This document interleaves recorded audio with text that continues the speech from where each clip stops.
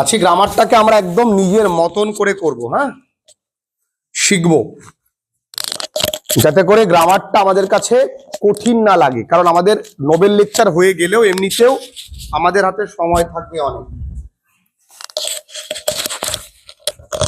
ঠিক আছে, এবার বলো, এটা বলো মিলি, বলো হি নিউ মাই অ্যাড্রেস। আচ্ছা, প্রথম যারা তোমার অনলাইন ক্লাসেস করো, I do not know when he will arrive, এটা অলরেডি কমপ্লেক্স সেন্টেন্সে আছে।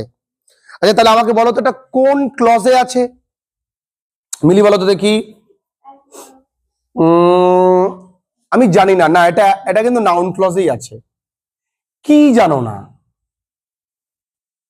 তাই না? তাই তো, কি জানো না। আচ্ছা, তাহলে এইটাই, তাহলে এটা উত্তর হবে কি? I do not know the time of his arrival. ঠিক। আচ্ছা, হি নিউ মাই অ্যাড্রেস। কে রে তুই? মনা, আমি তোকে তো দেখিনি কোনোদিন। ও, আজকে নতুন এসছিস। একটু এদিক তাকা মা। কি নাম তোর? পৃথা। কোথায় বাড়ি মা? আমাদের এই কয়াই বাড়ি। আচ্ছা, কোন স্কুলে পড়িস? ঠাকুরনগর বাড়ি। তোর সাথে এসছে? আচ্ছা, তুমি ওখান থেকে এসছো? আচ্ছা, কোথায় রে বাবা? বল্টুকে? হ্যাঁ হ্যাঁ হ্যাঁ, আচ্ছা। না, গুট্রিতে তো আমি সবাইকেই চিনি বোধ হয়। হ্যাঁ, কি মানে সুপারভাইজার মানে কি? এমজি এনার্জি এর কোনো কিছু? ওটাকে 100 দিনের কাজকে, ওটা প্রকল্পের নাম এমজি এনআরইজিএ। আরে বাবা, NREGA, ওটা বোঝ। আচ্ছা বাবু, দেখ, তোর একটু মন দিয়ে শোন, তোদের কাছেও সহজ লাগবে ধীরে ধীরে। যখন তুই কখনো যদি বিদেশে যাস, যেমন আমার পরিচিত কিছু কাকা আছেন, তারা দুবাইতে থাকে। ভালো করে বুঝবে আমার কথা। তারা দুবাইতে থাকে, দেখলাম 3-4 বছর পরে যখন তারা বাড়ি ফিরলেন, তারা না ওই আরবি ভাষায় কথা বলতে পারে। আমি তো শুনে বেশ অবাক, আরে বাপরে। আচ্ছা, তুমি নিজেকে প্রশ্ন করো, তিনি কি একবারও চেষ্টা করেছেন ওই ভাষাটাকে শেখার জন্য? তিনি ওই দেশের লোকদের সঙ্গে থাকতে থাকতে অটোমেটিক্যালি কিন্তু উনি শিখে গেছেন। আমাদের গ্রামারটাও ঠিক এইভাবেই শেখা সম্ভব। ওর সঙ্গে যতটা সময় তুমি স্পেন্ড করবে, তুমি তত তাড়াতাড়ি গ্রামারটা শিখতে পারবে। আমরা গ্রামার কেন শিখতে পারি না? কারণ আমরা ওর সঙ্গে সময়টা কম কাটাই। এটা কি বলেছে? I knew my address. ভালো করে বোঝো।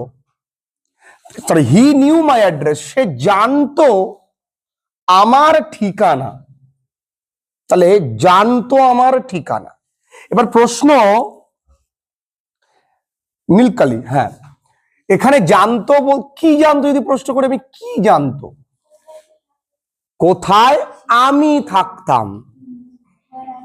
ইয়েস, ভালো করে বোঝো। তাহলে আমি এখানে লিখতে পারি সে জানতো, হি নিউ। ভালো করে তোরা বুঝিস বাবু, কোথায় আমি থাকতাম। কেন থাকতাম লিখেছি?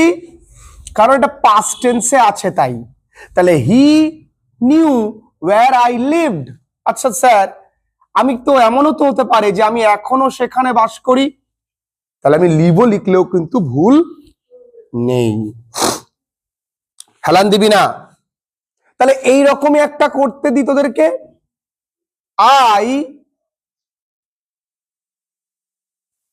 I have come to know his address. আচ্ছা, করো তো দেখি তোমরা। সেম জিনিস, যে এটা পারবে সে এটাও করতে পারবে, মিলি ছাড়া অন্য কেউ বলবে। I have come to know his address. বলতো মা, ঘুম ভেঙেছে? কিরে মা, ঘুম ভাঙেনি?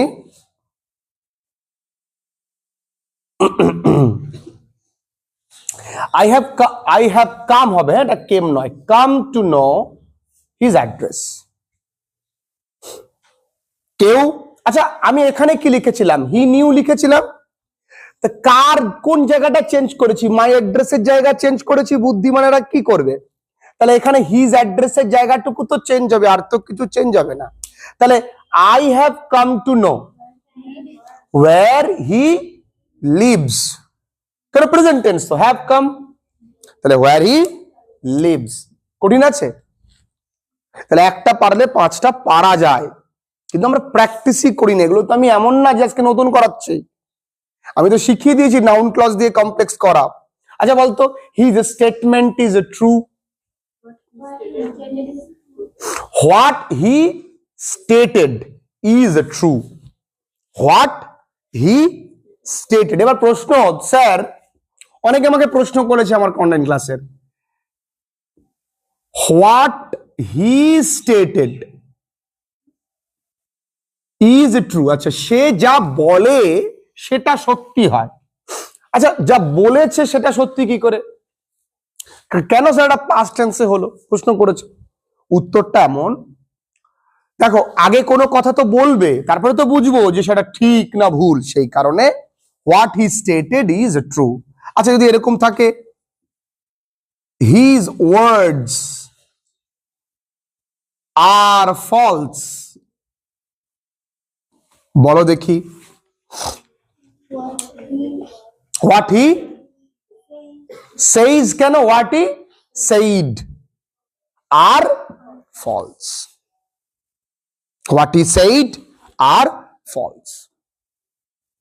লেখা শেখ, মানে গ্রামারটাকে নিজের মতো করা শেখো, ঠিক আছে? চলো আজকে আমরা কমপ্লেক্স বা সিম্পল সেন্টেন্স করা শিখবো। খুব সহজেই কি করে সিম্পল সেন্টেন্স করা যায় দেখবো, ঠিক আছে? চলো, তার না এ করো, আমি বোর্ডে কিছু এক্সাম্পল লিখে নিই। আমরা আজকে যেটা শিখবো সেটা হলো যে কোনো বাক্যকে সিম্পল সেন্টেন্সে কিভাবে করা যায়। একটু মন দিয়ে বাবু আমার সঙ্গে প্র্যাকটিস করি। আমরা কিন্তু একটা কোশ্চেন বাঞ্চ ধরে ধরে প্র্যাকটিস করব। রাইটিং একা লেখা শিখব। আজকে আমরা দেখব যে ব্রড কোশ্চেন কত সহজে একা লেখা যায়, ইভেন মুখস্থ করা যায়। বাবু এদিক তাকাও, ঘুম ভাঙে শীতের সকালে, এত ঘুম কোথা থেকে আসে? আমার দিকে তাকাও সোনামানিক। আমরা এতদিন শিখেছি কমপ্লেক্স সেন্টেন্স করতে গেলে মূলত কিন্তু ক্লজ জানতে হয়, নাউন ক্লজ জানতে হয়, তাই না? অ্যাডভার্ব ক্লজ জানতে হয় এবং অ্যাডজেক্টিভ ক্লজ জানতে হয়। একটু মন দিয়ে আজকে দেখবো সিম্পল সেন্টেন্স করা কতটা সোজা। আমি বলেছি গ্রামার আমরা কেন পারি না, আমরা গ্রামার শিখি বেশি, প্র্যাকটিস করি কম। আর দেখো আমাদের আগে কি প্র্যাকটিস করতে করতে শিখবো।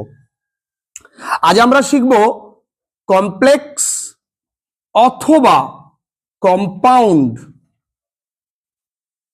সেন্টেন্স থেকে কোন সেন্টেন্সে করা? মাগো বলো, সিম্পলে করা। আচ্ছা, সিম্পল সেন্টেন্সে করতে গেলে যে গ্রামার গুলো জানতে হয়, প্রথম গ্রামারের নাম পার্টিসিপল। কি নাম? 2 নম্বর গ্রামারের নাম জিরান্ড। একটু শোনো, এই নামগুলো শুনে ভেবো না যে শাকচুন্নি পেতনি শুনে দৌড় মারে কিন্তু অনেকে। উড়িয়ে বাবা, পার্টিসিপল, দৌড় মার দৌড় মার দৌড় মার। 3 number infinitive, infinitive. Number 4 noun in apposition. Number 5 nominative absolute, absolute. আচ্ছা, number 6 placing adjective. Number 7 adverbials. এই অ্যাডভার্বিয়ালস মানে অ্যাডভার্ব ফ্রেজকে, অ্যাডভার্ব ক্লজকে ফ্রেজে আনতে হয়। প্রত্যেকটা ক্লজকে ফ্রেজে আনতে হয়, আমি বুঝবো প্রত্যেকটা নিয়ম এক্সাম্পল দিয়ে দিয়ে যদি বুঝতে পারি, খুব সোজা। একটু বাংলায় বুঝি না, পার্টিসিপল মানে একটার জন্য আরো একটা হবে, কিন্তু এবং সাবজেক্ট দুটো এক, এইটুকুনি মনে রাখলেই হবে। কি বললাম? একটার পর আরেকটা বা একটার জন্য আরেকটা, এবং সাবজেক্ট দুটো কি বাবু? এক। এইটুকুনি বুঝতে পারছিস? এবার দেখ এক্সাম্পলে আয়। When they saw the giant, যখনই তারা দৈত্যটাকে দেখলো, দে ফ্লেড ইন অল ডিরেকশনস, তারা কি করলো, চতুর্দিকে পালিয়ে গেল। তাহলে একটার জন্য একটা, কোনটার জন্য, দৈত্যটাকে দেখেছে সেই কারণেই ও পালিয়েছে, বা একটার পর একটা হবে, কোনটা আগে হয়েছে, আগে দৈত্যকে দেখবে তারপরে তো পালাবে, না আগেই পালানো শুরু করবে, তা তো নয়। তাহলে এইখানে এই কাজটা বাবু আগে হয়েছে, এই কাজটা বাবু পরে হয়েছে, এবং এটা কমপ্লেক্স সেন্টেন্সে আছে, আমি দেখেই বুঝতে পারছি, কারণ এতটুকু বোধ আমাদের আছে শর্টকাটে চিনে নেওয়া। এই ছোট্ট ছোট্ট জায়গা যে কোনো ছেলে মেয়ে একটু ভালো করে পড়লে সে ভালোভাবে গ্রামার শিখতে পারে। একটু যদি মন দিয়ে চেষ্টা করে, যে কোনো ছেলেকে আমি দেখিয়ে দিতে পারি যে ইয়াস আমিও ভালো রেজাল্ট করতে পারি। একটু অ্যাটিটিউড পরিবর্তন করলে যে কেউ ভালো রেজাল্ট করতে পারে, কিন্তু আমরা অ্যাটিটিউড তো বদলাবো না, না আমরা ছিলাম বলদ, থাকবো বলদ, আছি বলদ। তাহলে আমরা এখানে বাবু, আচ্ছা এখানে আগে দেখেছে তো, তাহলে দেখাটা, এটা ভার্বটা কি, স। পার্টিসিপল মানে এই ভার্বের মূল ফর্মটা কি, সি, এর সঙ্গে আইএনজি অ্যাড করতে হয়। তাহলে সিং, পড়ে আছে দা, দা, জায়েন্ট, জায়েন্ট, এ, যা আছে তাই। আচ্ছা এটা একটা কঠিন গ্রামার, এটা করতে দিই। এবার ওরা তো ও বলছে কি হলো, কিরম হলো দেখি তো একটুখানি। ব্যাপারটা এরকমই, যে কাজটা আগে হয়েছে সেই কাজের ভার্বের সঙ্গে আমি কি অ্যাড করলাম রে বাবু, আইএনজি। তবে ভার্বের সঙ্গে কি, ভার্বের প্রথম ফরমেশন, ঠিক। আরেকটা করি, when she discovered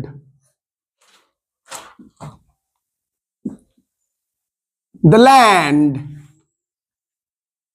she jumped in joy। আচ্ছা বলো তো, আগে তো ওই ল্যান্ডটাকে ডিসকভার করবে, তারপরে তো লাফাবে, তাই তো মা, তাই তো বাবু। তার এখানে কোন কাজটা আগে হয়েছে, তাহলে এই যে ডিসকভার, এই ডিসকভারটাকে আমি কি করব, discovering the land she jumped in joy. কঠিন। তাহলে তুমি একটু মনকে প্রশ্ন করো, আমি গ্রামারটা কিভাবে বুঝলাম, এক্সাম্পল দিয়ে বুঝেছি না আমি রুলস লিখবো, পার্টিসিপল লিখবো ফার্স্ট সেমে, আমরা ফার্স্ট সেমে ধরে ধরে করেছি, কিন্তু সেকেন্ড সেমে প্র্যাকটিস করতে হবে। 2 নাম্বার দেখি, he could not attend the party because he was ill. বলেছি একটার জন্য আরো একটা, এখানে সে পার্টিটা অ্যাটেন্ড করতে পারেনি। আচ্ছা বলো তো এটা কোন ক্লজে আছে, তোমরা আমায় জানাও। এটা adjective clause, adverb clause, noun clause, কোন ক্লজে আছে? ভেরি গুড, হয়নি, এটা অ্যাডভার্ব ক্লজে আছে। কেন অ্যাডভার্ব ক্লজে আছে? বিকজটা বড় কথা নয়, কারণ, কাজের কারণটা। আমরা ক্লাস 7-এ ছোটবেলায় পড়েছি অ্যাডভার্ব অফ কজ এফেক্ট। এই জন্য ছোট থেকে গ্রামারটা ভালো করে শিখতে হয়, ছোট থেকে। তোর ভাই যা গ্রামার জানে তুই তার শিখিয়ে আনাও জানিস না, কারণ ভাই ছোট থেকে পড়ছে আমার কাছে।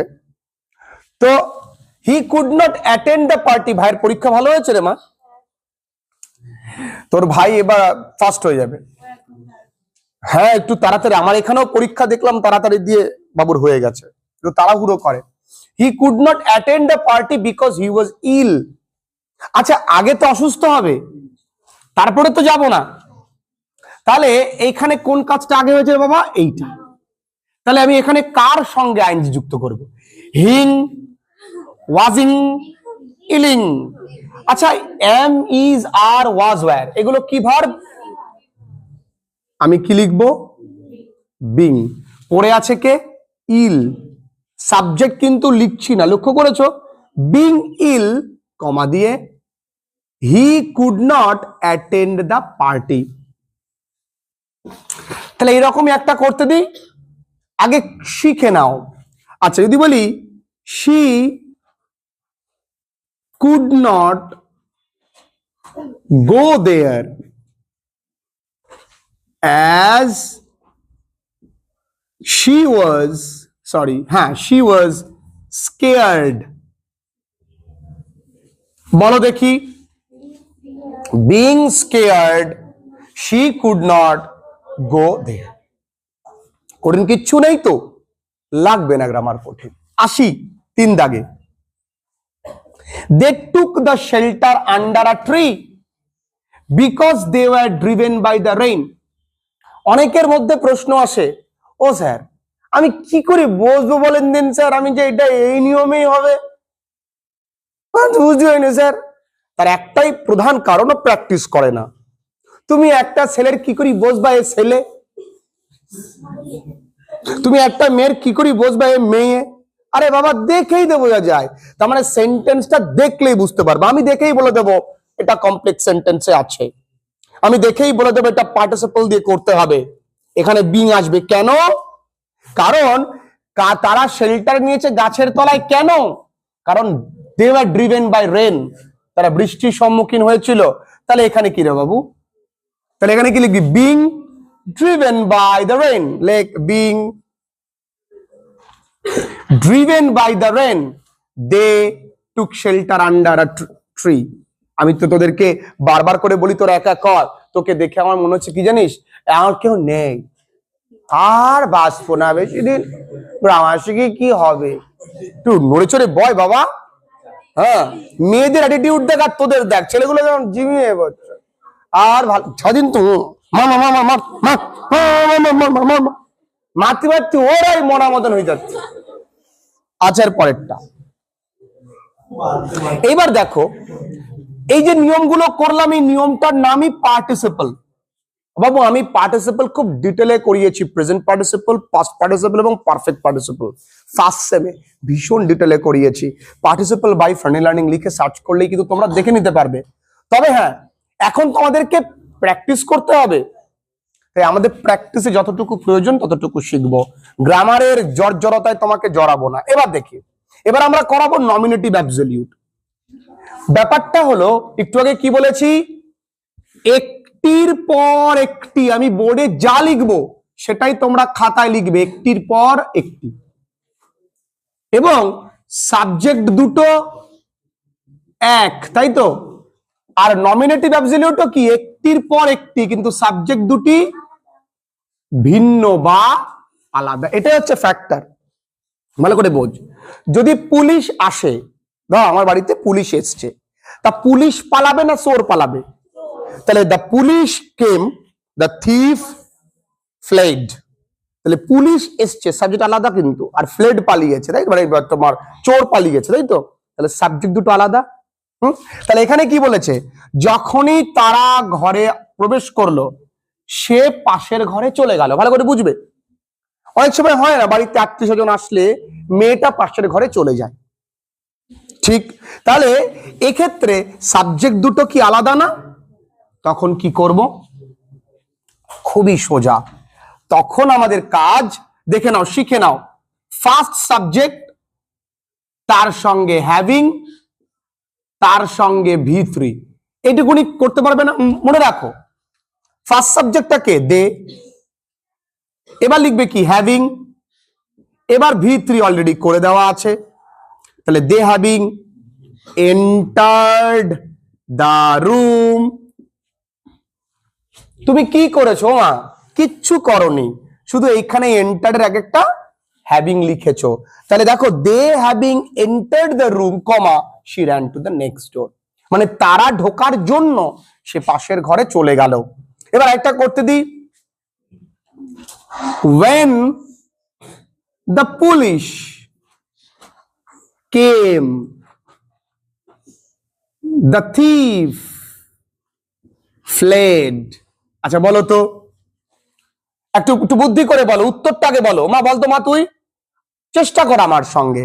তুই এখানে শুরুতে কি লিখেছিস? দে লিখেছিস এখানে, তাহলে এখানে তুই কি লিখবি? দা পুলিশ লিখেছিস তো।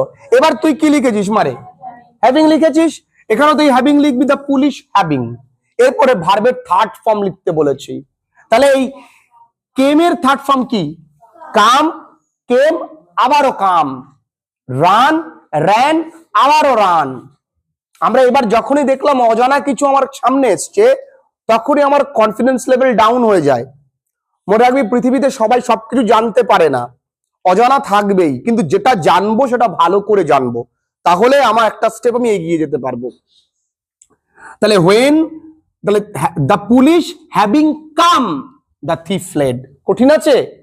আমার কাজ এইগুলো বাড়িতে গিয়ে দেখা।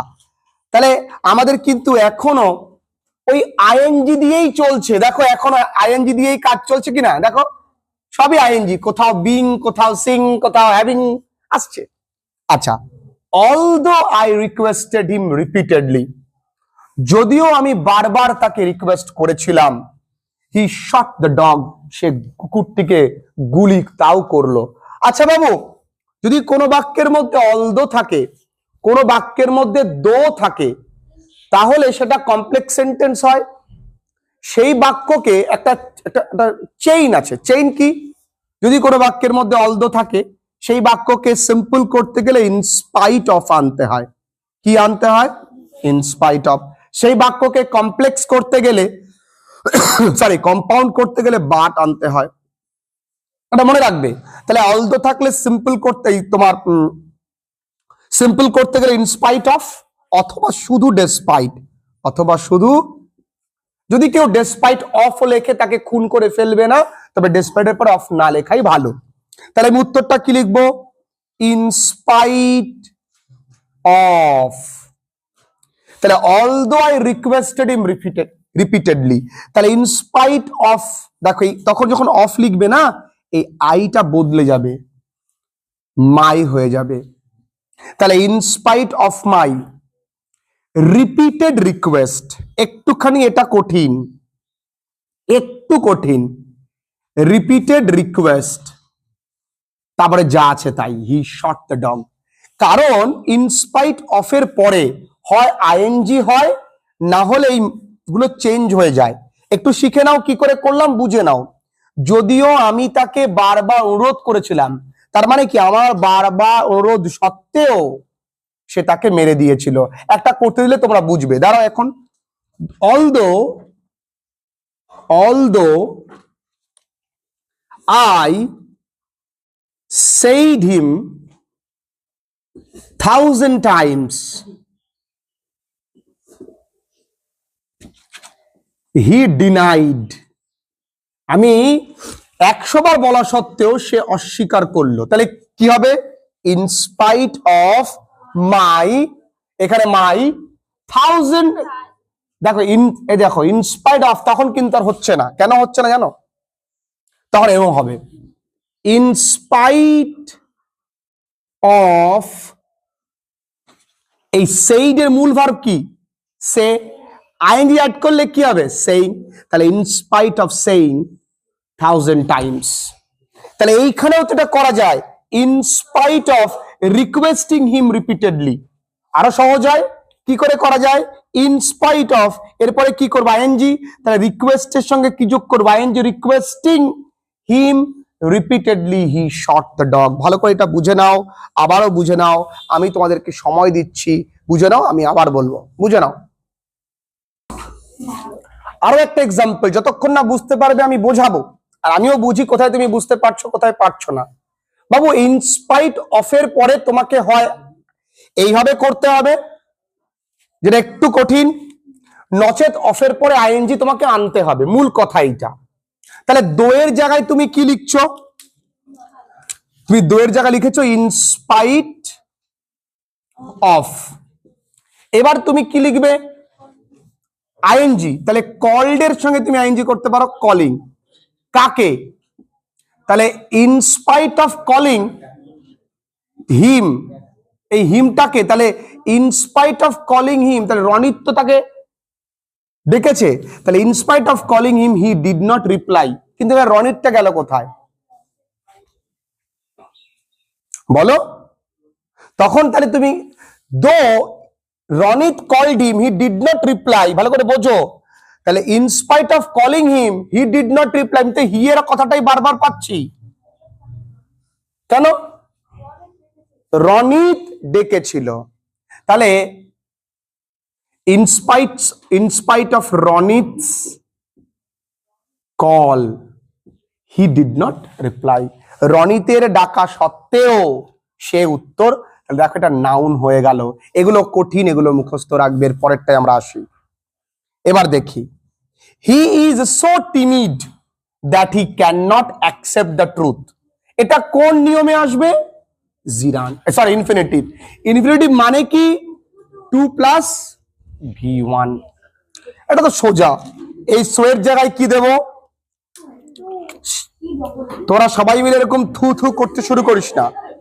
হি ইজ টু টিমিড হলো, এই সো বা ভেরির জায়গায় দেবো 2, আর এই দ্যাটের জায়গায় দেবো কি 2। এরপর আমি কি লিখবো? ভার্ব। ভার্ব কে আছে? Accept the truth. সোজা কিনা?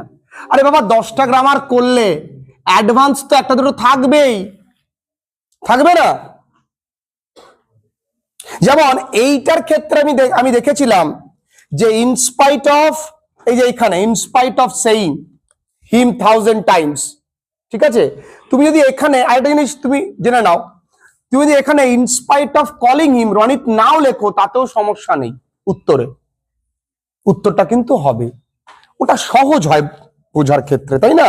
আমি ইনস্পাইট অফ দিলাম, এখানে আইএনজি করে দিলাম, যা আছে তাই লিখে দিলাম, তুমি রনিত না দিলেও কোনো সমস্যা নেই। খুশি? এবার ওয়ার্ক হার্ড লিখলে ওয়ার্ক হার্ড, ইফের জায়গায় লিখবে কি 2। এবার কি করবে? 2 এর পরে কি? আরে বাবা পরের বাক্যে ইনফিনিটিভ পড়ে আছে, কে পড়ে আছে? তাহলে work hard to succeed, work hard to succeed. আচ্ছা এর পরেরটা আসো, the cold wind was so harsh. এটা তোরা বল দেখি, এই সো এর জায়গায় কি লিখবি তোরা? 2।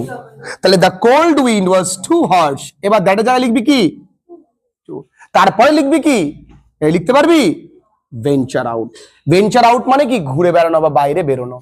তাহলে আমরা 3টে নিয়ম করলাম, পার্টিসিপল, ইনফিনিটিভ, নমিনেটিভ, অ্যাবসলিউট। আরো একটা নিয়ম আমরা আজকেই করব, সেটা হলো তোমার নাউন ইন অ্যাপোজিশন। 4টে নিয়ম আমরা আজকে করব, যতটা পারবে ভালো করে বোঝার চেষ্টা করবে, তারপরে কিন্তু এগোবে। চলো লিখে নাও, কারো কোনো সমস্যা থাকলে জানিও। Rahul, who is a famous batsman of our team, congratulated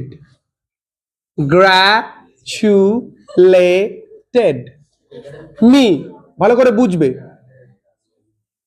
এটা আগে বলো তো কোন সেন্টেন্সে আছে? সিম্পলে না কমপ্লেক্সে না কম্পাউন্ডে? কমপ্লেক্সে। কোন ক্লজে তৈরি করা এটা?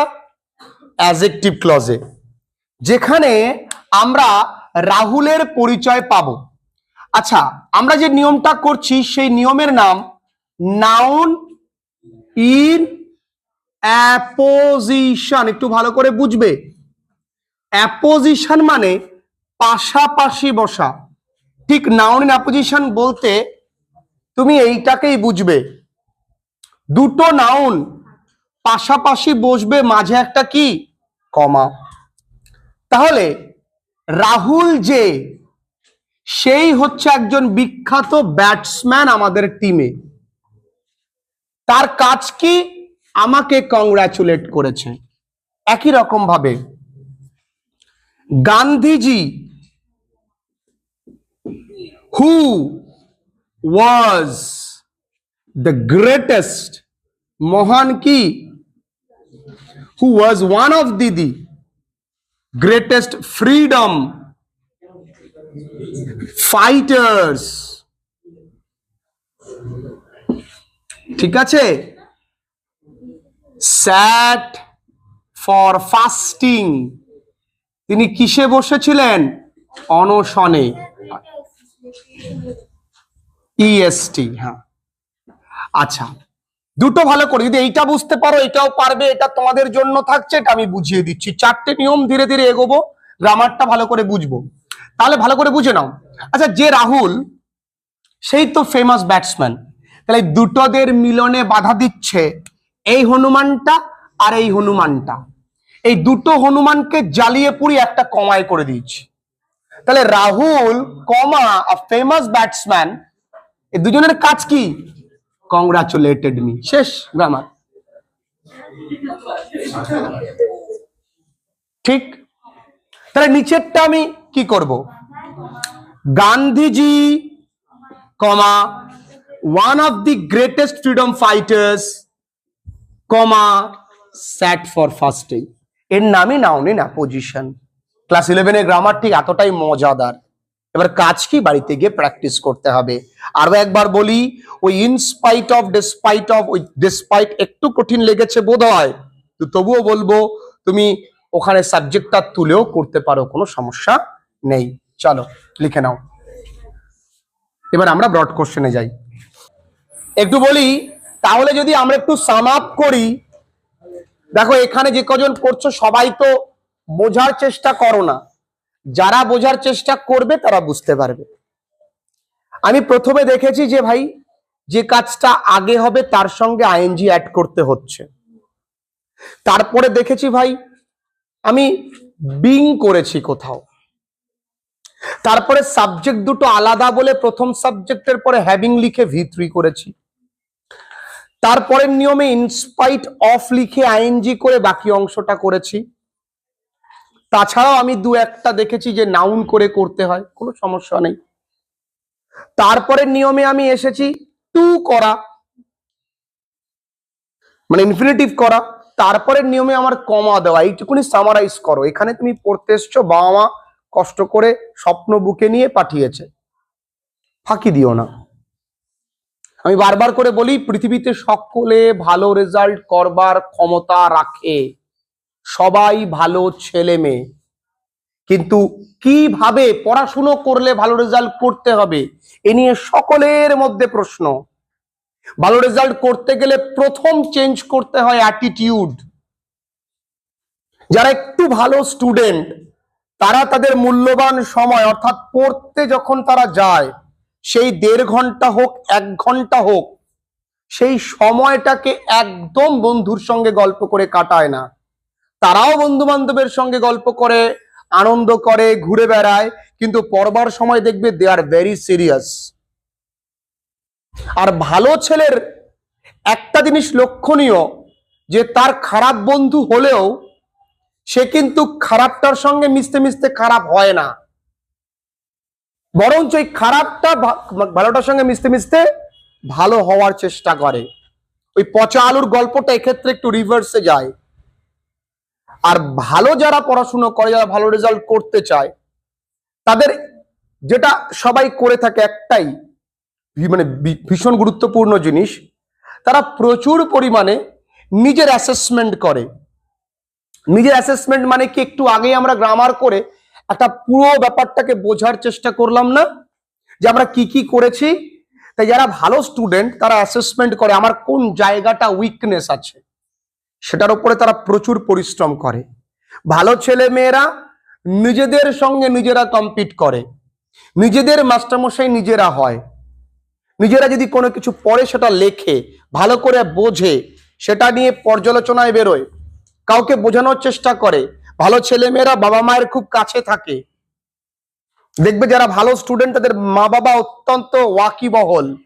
দেখো হাতে গোনা 10-12 জন 20 জন এরকম আছে যারা বাবা মার কথা বা বাবা মা তাদেরকে দেখা মানে খুব একটা দেখতে পারে না, তবুও ভালো আছে। ব্যতিক্রম সর্বত্র ছিল, থাকে।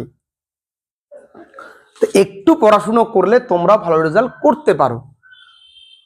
কবে শুরু করেছো আর হাতে কদিন আছে জানো? 3 মাস আছে সময়। ডিসেম্বর, জানুয়ারি, ফেব্রুয়ারি। ফেব্রুয়ারির 3 তারিখ বোধহয় তোমাদের পরীক্ষা, মার্চের 3 তারিখ তোমাদের ফাইনাল পরীক্ষা। তাহলে ভাবো তো, চোখের পরে 3 মাস তো কোনো মাসই না। 3 মাসে এই 1 বছর হয়ে গেল অর্ধেক, আর 3 মাস নিয়ে ভাবছি। 3 মাস মানে টাইম তো আছে, নেচেনি পিকনিক গিয়ে। আর পরীক্ষাগুলো হয় দেখবি তোরা সমস্ত অনুষ্ঠানের মরশুমটাকে পার করে, মেলা, দাদুর অন্নপ্রাশন, ঠাকুমার বৌভাত, দিদিমার জন্মদিন, বিয়ে, বিয়ে ওরে বিয়ের মরশুম, মুষলধারে বিয়ে। It is wedding cats and dog. যাই হোক, আমরা আজকে একটা ব্রড কোশ্চেন লিখবো। এটা মোছো সরস্বতী, কেন মুসুদি 3। আচ্ছা, ক্লাস 11 এর ব্রড কোশ্চেন নিয়ে প্রত্যেকের টেনশন বা ভয় থাকে।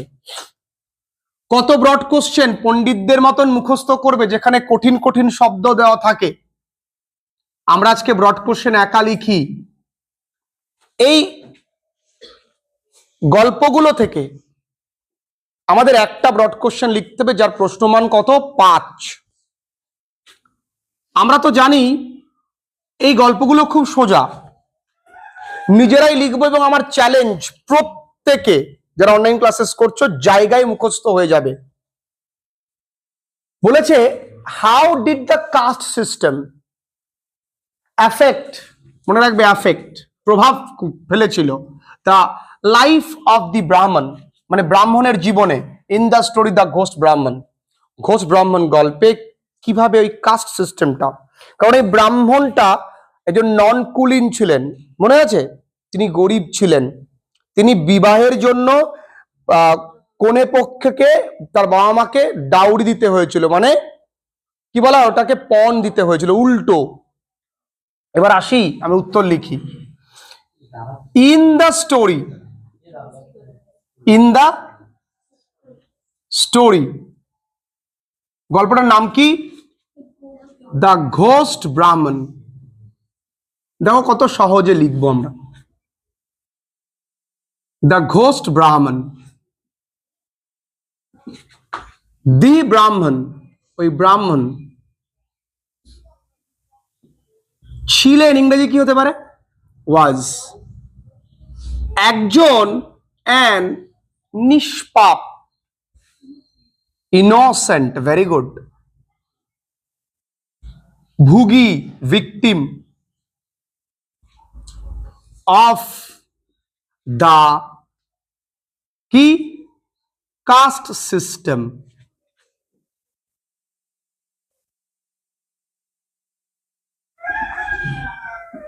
CASTE না, কাস্ট, হ্যাঁ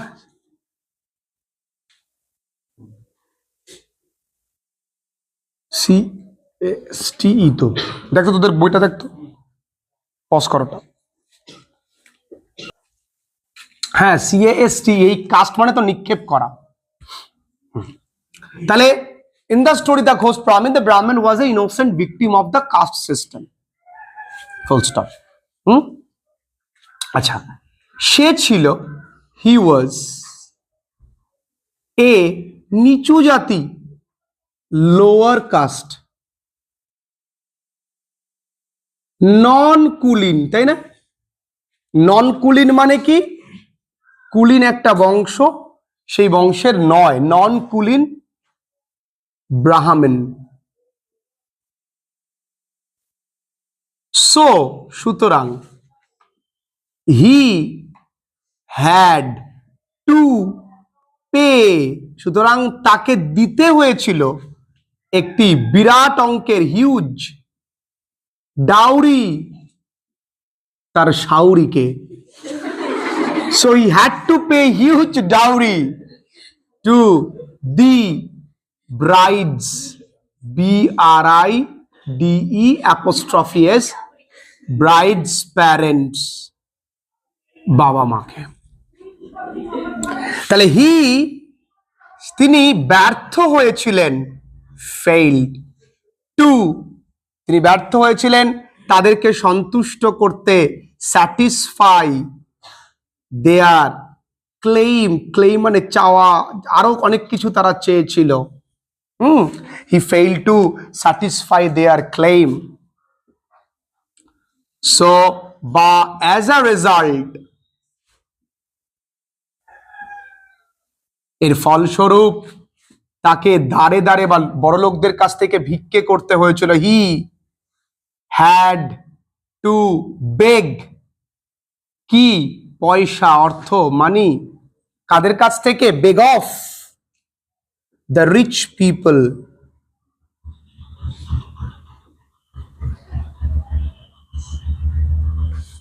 তাই না? ইভেনচুয়ালি, সরি এইভাবে লিখি, তাহলে so as a result he had to beg money of rich people, বড়লোকদের কাছ থেকে তাকে কি করতে হয়েছিল? ভিক্ষে করতে হয়েছিল। হি ওন দেয়ার হার্ট, তাদের মন জয় করেছিল। কিভাবে? বাই ফ্লার্টারিং। ফ্লার্টারিং মানে তোষামোদ করে। Eventually he had to beg, ঘটনাক্রমে তাকে ভিক্ষে করতে হয়। From door to door, from door to door, দাঁড়ে দাঁড়ে। কার জন্য? টিল হি গেট ম্যারেড, যতক্ষণ না তার বিয়ে হয়। টিল হি গট ম্যারেড, যতদিন না তার বিয়ে হয় ততদিন তাকে কিন্তু দাঁড়ে দাঁড়ে ভিক্ষে করতে হয়েছিল। এটা প্রথম প্যারা। আমি আবারও একটুখানি বুঝিয়ে দিই। In the story the ghost Brahmin, the Brahmin was an innocent victim of the caste system. ব্রাহ্মণ ছিল একজন নিষ্পাপ, মানে যিনি ভোগী। কিসের? কাস্ট সিস্টেমে। He was a lower caste non Kulin Brahmin, তিনি নিচু জাতের নন কুলিন ব্রাহ্মণ ছিল। So he had to pay, তাকে পে করতে হচ্ছিল huge dowry to with dowry to the bride's parents. He fail to satisfy their claim, শাওরির এত যে চাওয়া পাওয়া আছে দিতে পারিনি। As a result he had to beg money of the rich people, ফলস্বরূপ বড় লোকদের কাছ থেকে টাকা ধার করতে হয়েছিল এবং তাদের মন জয় করেছিল। কিভাবে? He won their heart by flattering. Eventually had to beg from door to door till got married. তবুও কি তার প্রবলেম শেষ হয়েছিল? তাহলে এখানে লিখবো his problem, তার সমস্যা, his problem of in life did not end there, সেখানে শেষ হয়নি। আফটার, তার বিয়ে, ম্যারেজ, আফটার হিজ ম্যারেজ তাকে যেতে হয়েছিল। হি হ্যাড টু গো, কোথায় যেতে হয়েছিল? টু, দূরের কোন ল্যান্ডে, ডিস্ট্যান্ট ল্যান্ড। কিসের জন্য? টু, তার জীবন চালানোর জন্য। টু আর্ন, তার জীবন ইংরেজি কি? লাইভলিহুড। ও বন্ধু, his problem in life did not end there, তার জীবনের সমস্যা সেখানে শেষ হয়নি। আফটার হিজ ম্যারেজ, বিয়ের পর, হি had to go to distant land, তাকে দূরের কোন ল্যান্ডে যেতে হয়েছিল। কিসের জন্য? তার জীবিকা নির্বাহের জন্য। ওকে, রিটার্নিং হোম, বাড়ি ফিরে, আহা হা হা, রিটার্নিং হোম, বাড়ি ফিরে কি দেখবে? হি ফাউন্ড টু হিজ ডিসমে, নতুন একটা শব্দ অ্যাড করলাম, কিছু মনে করিস না। টু হিজ ডিসমে, ও বন্ধু ডিসমে মানে কি? হতাশ। অবাক হয়ে দেখলো, এ ম্যান, একটা লোক, ইন হিজ ডিসগাইজ, তার ছদ্মবেশে, এ সর্বনাশ করেছে। A man in his disguise was living happily, was living happily with his wife and mother. খুব দুঃখের কথা, এসে দেখলো যে, তাহলে রিটার্নিং হোম, বাড়ি ফিরে, হি ফাউন্ড, দেখলো, টু হিজ ডিসমে, অবাক হয়ে, যে একটা মানুষ তার ছদ্মরূপে তার মা বাবার সঙ্গে, মায়ের সঙ্গে, স্ত্রীর সঙ্গে রয়েছে। ঠিক আছে। হি সট, সট মানে কি? চাওয়া। জাস্টিস, কার কাছ থেকে? He sought justice from the king. Okay, the king, রাজা, could not solve the dispute, রাজা কিন্তু এর সমস্যার সমাধান করতে পারেনি। হি ওয়াজ ইন, গভীর ইংরেজি কি, ময়দার, সরি আটার, হি ওয়াজ ইন আটার, কি লিখতে পারি, সরো, দুঃখে ছিল, ফাইনালি হিজ ট্রাবল, তার সমস্যা, ওয়াজ সলভড, কে সলভ করে, by a net hard king. All this happened, এই পুরোটা ঘটে, due to the dark side of, due to the dark side of কি, কাস্ট সিস্টেম। পুরোটাই একটা অন্ধকার কাস্ট সিস্টেমের জন্য এই পুরো ঘটনাটা ঘটে। লিখে নাও, আমি আবার বুঝিয়ে দেব, না বুঝিয়ে কি বলেছে, তার problem did not end there, তার বিবাহের পর তাকে যেতে হয়েছিল দূরের গ্রামে বা কোন একটা ল্যান্ডে, কিসের জন্য, তার জীবিকা নির্বাহের জন্য। বাড়ি ফিরে সে দেখতে পায় একটা মানুষ তার ছদ্মবেশে তার স্ত্রীর সঙ্গে বসবাস করছে, মায়ের সঙ্গে। সে অন্যায় চায় কার কাছ থেকে, he sought justice from the king, the king could not solve the dispute, রাজা সমাধান করতে পারেনি। হি ওয়াজ ইন আটার সরো, সে অত্যন্ত দুঃখে ছিল। Finally his trouble was solved by a natured king, তাই না, একটা রাখাল বালক তাকে তার সমাধান করে দেয়। অল দিস হ্যাপেন্ড, এই পুরোটাই ঘটে কিসের জন্য, due to the dark side of caste system. মানে এই কাস্ট সিস্টেমের জন্য যদি বড়লোক হতো, তাহলে না তার দূরের ইয়েতে যেতে হতো না, না কোনো ভূত এসে তার বউকে বউর সঙ্গে থাকতে হতো না, তা না তার রাজার কাছে যেতে হতো না, গল্পটাও লেখা হতো না, লস হয়ে গেছিল আমাদেরই। তাহলে এই টোটাল পড়া থাকছে, আগামী দিন পড়া থাকবে, মনে রেখে দাও, দুটো কবিতা, 2 পোয়েমস, আর একটুখানি আমি বলে রাখি, একটা ক্লাস তোমাদের অফ থাকবে আগামী রোববারে, ক্লাস কিন্তু তোমরা পাবে না, আমি বাড়ি নাও থাকতে পারি সেই কারণে। আরেকটা কি, আর হচ্ছে এই বিটি কিউটা টোটাল। টাটা।